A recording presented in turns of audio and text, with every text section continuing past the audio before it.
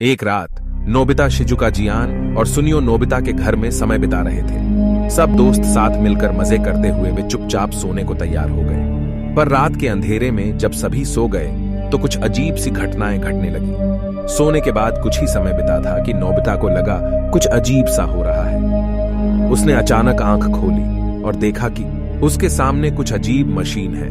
उसकी दीवार से एक छेद खुल गया और वह एक नई दुनिया में पहुंच गया। वहां पर एक भयानक और भूतिया जंगल था। नोबिता डोरेमोन को बुलाने की कोशिश करता है पर डोरेमोन का कहीं पता ही नहीं। उसे एक डरावनी आवाज सुनाई देती है, कौन है वह? कौन है जो मेरे जंगल में आया है?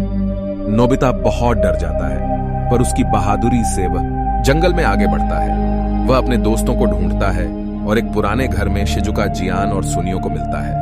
पर अब तक डोरेमोन का कोई पता नहीं था। डोरेमोन की तलाश में एक साथ वे भूतिया जंगल में निकलते हैं।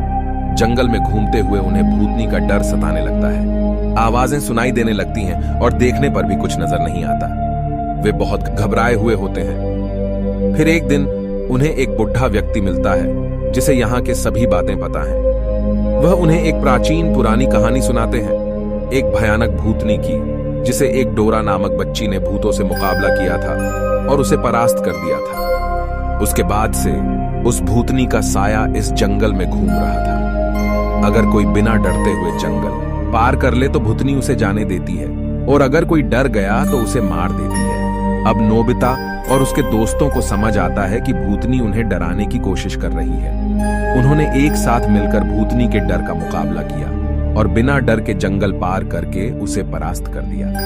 भूतनी का भयानक साया थम गया और भूतिया जंगल का रहस्यमयी माहौल खत्म हो गया। सभी दोस्त आश्चर्यचकित हुए पर खुश भी कि उन्होंने एक दूसरे के साथ मिलकर डर का सामना किया और जंगल पार कर दिया। और फिर अचानक नोबिता को डोरेमोन की आवाज सुनाई देती है। नोबिता नींद से जागो सुबह हो गई है और नोबिता को रियलाइज होता है कि वो सपना देख रहा था। दोस्तों, अगर आपको वीडियो पसंद आई हो तो चैनल सब्सक्राइब करना ना भूलें।